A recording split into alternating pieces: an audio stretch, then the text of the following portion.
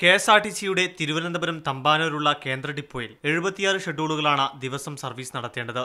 ഇതിനായി വേണ്ടത് 310 ഡ്രൈവർമാർ. എന്നാൽ ഇപ്പോഴുള്ളതാകട്ടെ 258 പേർ മാത്രം. 60-ലധികം ഡ്രൈവർമാരുടെ കുറവുണ്ട്.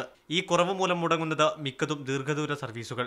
തിരുവനന്തപുരത്ത് നിന്ന് ഗുരുവായൂർ, കോഴിക്കോട് ഭാഗങ്ങളിലേക്കും നാഗർകോവിൽ സെക്ടറിലേക്കും പോകുന്ന സർവീസുകളെയാണ് പ്രധാനമായും ബാധിക്കുന്നത്. ഓണാവധിയുടെ തിരക്കുള്ള കഴിഞ്ഞ ആഴ്ചയിൽ മാത്രം ഇത്തരത്തിൽ 30ഓളം സർവീസുകൾ റദ്ദാക്കി. ചുരുങ്ങിയത് 18,000 രൂപ വരെ ഷെഡ്യൂളിന് ദിവസവരുമാനമുള്ള സർവീസുകളാണിവ. തിരക്കേറിയ സമയങ്ങളിൽ സർവീസുകൾ റദ്ദാക്കുന്നതിനെതിരെ യാത്രക്കാർ പ്രതിഷേധിക്കുന്നത് സ്ഥിരം സംഭവങ്ങളാണ്. ഈ സാഹചര്യങ്ങളിൽ മറ്റു ബസ്സുകളിലെ ഡ്രൈവർമാരുടെ ജോലി പുനഃക്രമീകരിച്ചോ ഡ്യൂട്ടി കഴിഞ്ഞ ഡ്രൈവർമാരെ അധിക ജോലി ചെയ്യാൻ നിർബന്ധിപ്പിച്ചോ ചില സർവീസുകൾ ഓടിക്കലാണ് പതിവ്. ഇതിനെതിരെ പരാതിയും രൂക്ഷമാണ്.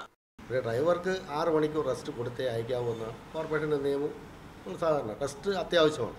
റെസ്റ്റ് ഉണ്ടെങ്കിൽ മാത്രമേ അടുത്ത ഡ്യൂട്ടി പോയിട്ട് കൃത്യമായിട്ട് വരാവൂ. യാത്രക്കാരെ കൊണ്ട് പോകുന്നതാണല്ലോ, മതിയായ റെസ്റ്റ് കൊടുക്കണം. ഡ്രൈവർമാരെ കുറവ് പല ഡിപ്പോയിലും ഉണ്ട്, പല ഡിപ്പോയിലും ഡ്രൈവർ കൂടുതലുണ്ട്. തമ്പാനൂരിൽ മാത്രമല്ല, കേരളത്തിലെ മിക്ക ഡിപ്പോകളിലും ഈ പ്രശ്നം നിലനിൽക്കുന്നുണ്ട്. ചില ഡിപ്പോകളിൽ ഷെഡ്യൂളിന് അനുസരിച്ചുള്ള ഡ്രൈവർമാർ ഇല്ലാത്തപ്പോൾ മറ്റു പല ഡിപ്പോകളിലും ആവശ്യത്തിലധികം ഡ്രൈവർമാർ ജോലി ചെയ്യുന്നുണ്ട്. ഇത് മാറ്റി ഷെഡ്യൂളുകളുടെ എണ്ണത്തിന് അനുസൃതമായി ഡ്രൈവർമാരെ പുനർവിന്യസിച്ചാൽ ഈ പ്രശ്നം പരിഹരിക്കാം. മീഡിയ 1 തിരുവനന്തപുരം.